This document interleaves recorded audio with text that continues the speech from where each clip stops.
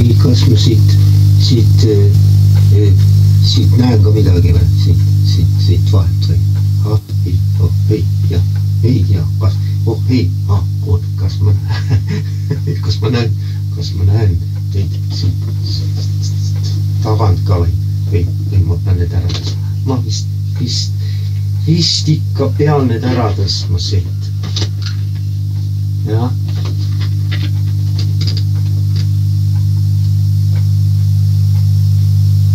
Ma ei tea.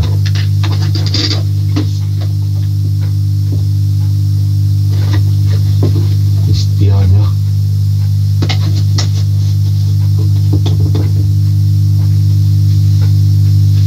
No tere, armsad sõbrad. Head reede õhtut teile kõigile, kus te käi viibi. Head nädalavahetust, mis on algamas meil nüüd. Tahaks öelda, et tore on jälle teie otse-eetris vestelda. Võiks teile öelda,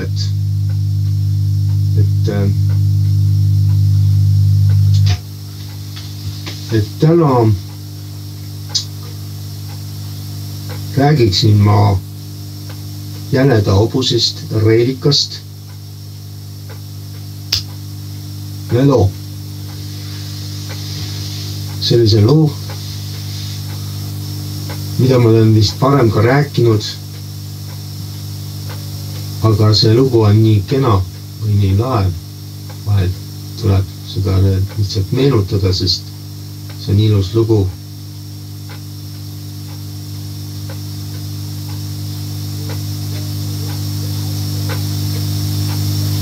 Ja võib-olla mitmest loost koosneb see mälestus sellest aastast või erinevast 2 aastast, mis oli siis aastal 2005-2006 ja 2007 võib-olla isegi.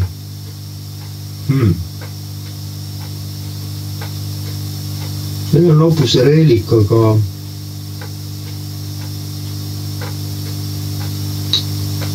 oldud aegu Koplis, kus me veetsime Koplis, ütleme 3 tundi enam-jaolt peale trenni. No ja siis oli selline lugu, et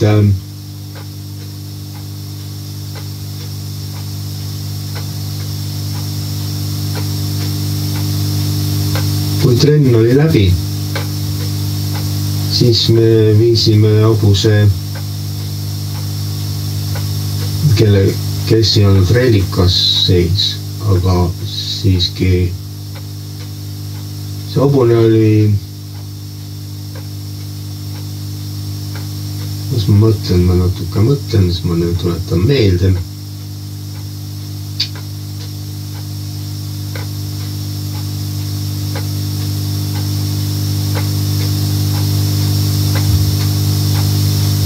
Hobune Roosa ilmselt oli ühel hetkel, kui ma selle hobusega sõitsin, kui reelik oli Koplis, kui ma hobuse ära viisin. Ja noh, kuna mul oli aega veel õhtusöögiks, mis Jänedel ratsalaagris meil siis teatud kellaaeg oli, ja mul oli aega ka Sennamaale, et kui talli uksed kell 8 kinni pannakse ja mul oli seal mingi 3 tundi tõesti aega ja oli selline mõnus kesksuvi oli ja väga soojad ja palavad ilmad, sellised nagu me siin on aeg-ajalt olnud suvel.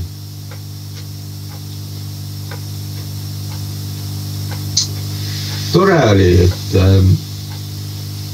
meenutame seda aega veel kord, sest see tasub meenutamist just see päev, kuigi ma olen siin nendest lugudest seda ka mõnikord rääkinud, aga nii, noh, vahepeal. Ütleme niimoodi, et see lugu oli selline, et ma viisin hobuse Roosa Koplisse ära.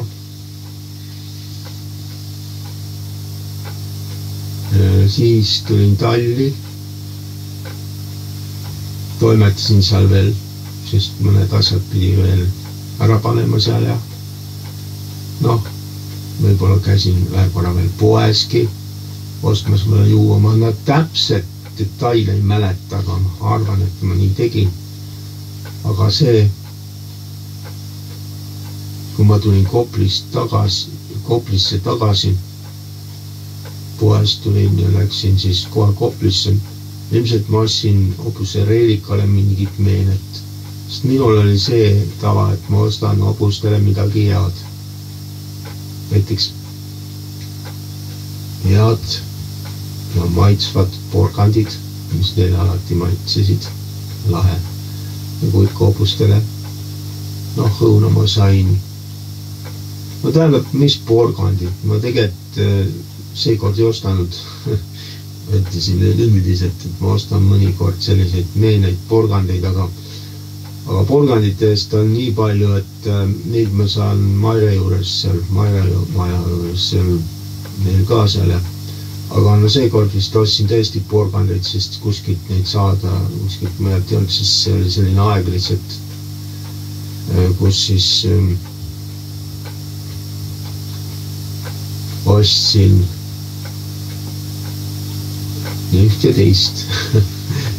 Nii et ma läksin Koplisse ja Reelika juurde.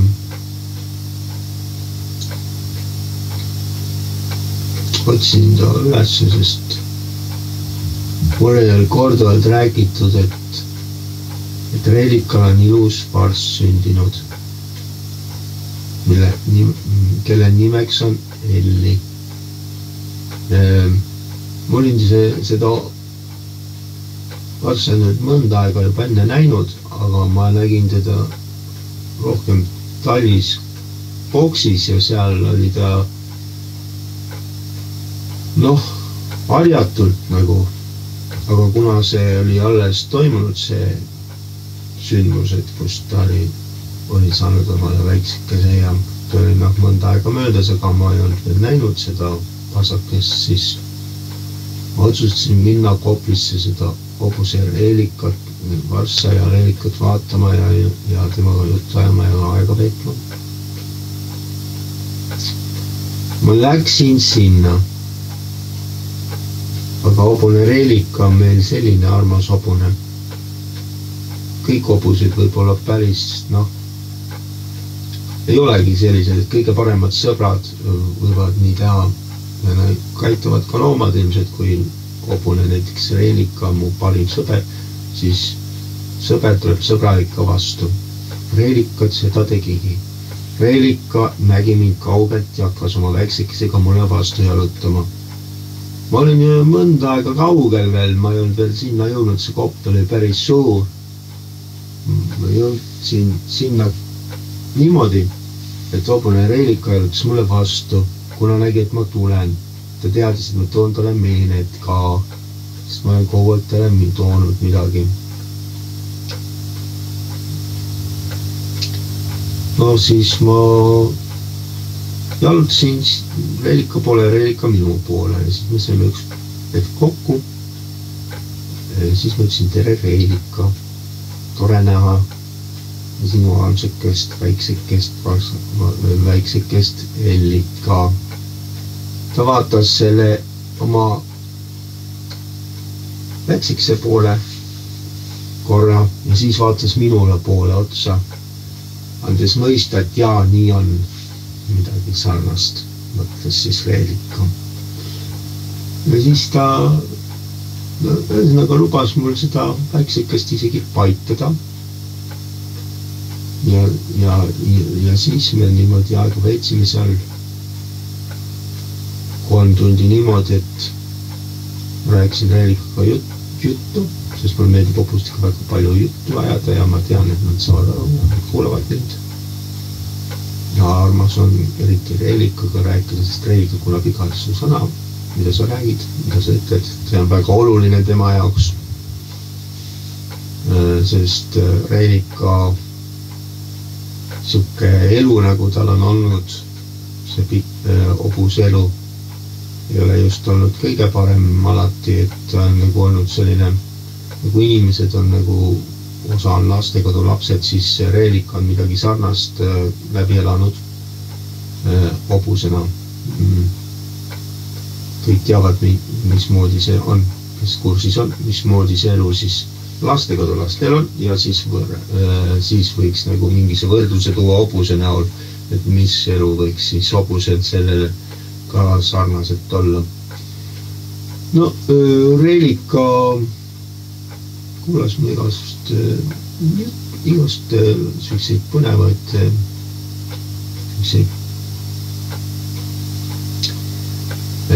juttusid minult siin, mis ma rääkisin. Ma ei hakanud rääkida eesti keeliga, rääkida kõige parem variant praegu mul siin.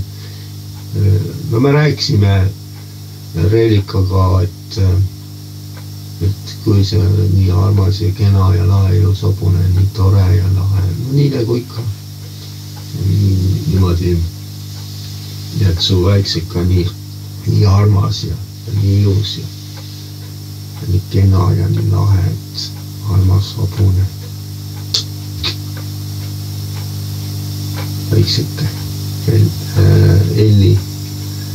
Tegelikult Reelika oli 2 vassa, aga see tuli hiljem see teine, aga see oli esimene ja see esimene oli juba tähenduslikas see, et mina kunagi arvasin, et Reelikal, ma arvasin või mõtlesin kuidagi imelikult, et kas ta saab nagu kunagi emaks või kas tal saab kunagi väiksek olema, aga minu rõõmuks tuli see uudis ja tal sündis väiksek Elli ja see on nii väga armas. Siis me seal jalutasime, tema sai seal rohtu koos oma väiksekesega seal ilusti, käisid ringi seal niimoodi üle suure kopli niimoodi, edasi tagasi läbi teiste hobuste ja niimoodi me jalutasime seal niimoodi hästi pikalt ja ilus õhtupoolik oli, päikseloojang oli väga kena ja kõik siuke värk hakkas peale. Me olime ikka päris hilja õhtuni seal ja aga kuna kella 8 aeg veel päike ei loojunud suve keskel, siis aga sellest hoolimata oli ilus ja kena selge taevas ja ilus ilm ja väga ilus siuke õhtune päiksekuma oli. No ja siis me läksime, niimoodi käisime seal rahulikult ja ma andsin seda meinet talle, mis ma ostsin siis talle ja siis käisime ja läksime ja siis me jõudsime ilusti Jäneda jõe äärde, kus siis olid juba üks kari hobuseid, kes seal jõid selles suve kuumuses ja palavuses vett jões. Natuke eesti keel on jälle vigane, aga ärge laske ennast segada. Siis jõid seal ilusti ja jänu kustutasid ja siis Reelika läks ka sinna jooma. Mina läksin temaga kaasa ja siis jäid need mõlemad väiksekesega seal ilusti rahulikult seal seda kõike seal majaldasid ja siis jälle hetkel lihtsalt kui jänu oli kustutatud hobusel Reelikal ja tema väiksekesel, siis nad tulid lihtsalt sealt ära. Jalutasime edasi sealt seda pikka jää kallast. Siuke lopsakas rohi oli seal. Siuke armas ja lopsakas rohi. Läksime edasi. Jõudsime sinna lagendingle välja, kus Kopli keskpunkt on, ütleme siis niimoodi, kus näeb kõike, näeb jälle talli kaugelt ja kõik. Siis jalutasime seal.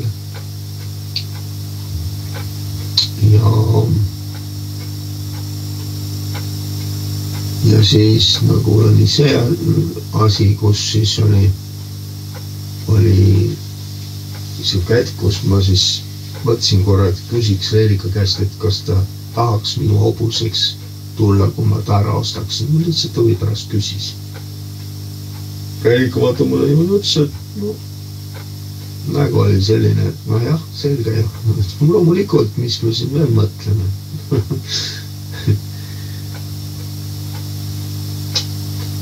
Ma lihtsalt küsin huvi pärast lihtsalt, et teada saada, kas ta saab must aru. Täpselt nii, nagu räägitakse, et eesti keeles saab Reelika igast sõnast aru. Uskuge mind, see hobune Reelika sai igast sõnast aru, sest kuna ma ütlesin talle, et nüüd on mul aeg minna, 3 tundi see just täis ja ma olin selle aja jooksul jalutanud selle mööda Koplit igalt poolt ringi ja selle jõe ääres olemist ja nautinud seda suve õhtu poolikut ja seda ilusat värsket õhku jänedel kõike lahet. Nautinud selle hobustega koos olemist ja ütlesin Reelikalt, mul on aeg nüüd minna.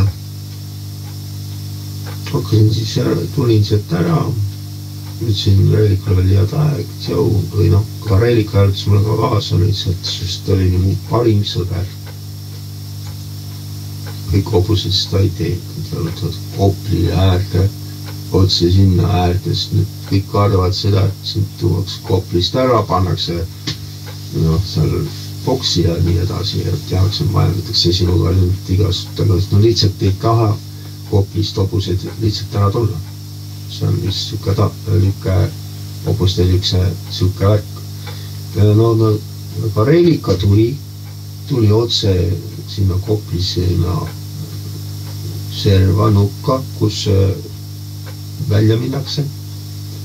Otse sinna servaga täpselt niimoodi, nagu ma liiks teda boksi. Niimoodi sinna lähedale sinna. Siis ma nagu rääkisin temaga juttu veel ja siis küsisin, et kas sa soovidki nagu, et ma ostaks sind ära või? Reelika vaatas üks näoga otsa. Ma ütlesin, et oota nüüd natuke, et seega asi nii ei käi. Uurime seda asja. Aga ega ma tegelikult ei tahtnud ju hobust Reelikat ostust, kus kohta ma siia Tallinnasse toon ja mis asja. Meil ei olnud kavaski ja siuke asi ei olnud üldse plaaniski. Ma lihtsalt tahtsin katsetada, kas Reelika saab igast eestikeelsest sõnast aru ja nagu näha oli, sai täiesti aru. Nii et siuke lugu, ma tulin sealt ära, läksin Talli, võtsin oma asjad, läksin koju Kaljaväärde. Koju ehk siis kodu 2. Ma nimetasin seda oma kodu 2, sest see oli tõesti nagu kodu, teine kodu. See oli kõik nii armas ja lahe, saame teha kõiki asju ja nautida, et see parimad sõbrad jänedelt. Tervitame Mairet ja Leenat ja kõiki, kes seal jänedel on. Tervitusi teile.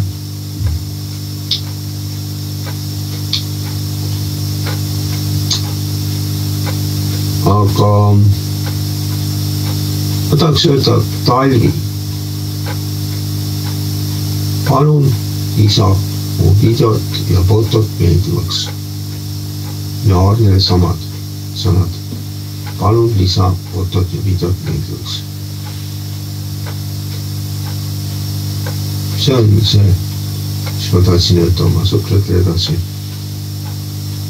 Ja tervitan siin siis Talvit, Aasat, Andrust, Raivot, Aarnet, Merilin Musta, Nikitat, Merike Kirsipuud ja kõiki teisi, et olge tugevad terved ja parimat sügist teile, kõike paremat ja näeme taas järgmises uues otse-eetris või uues koduvideos aastal 2024 sügisel. Tšau!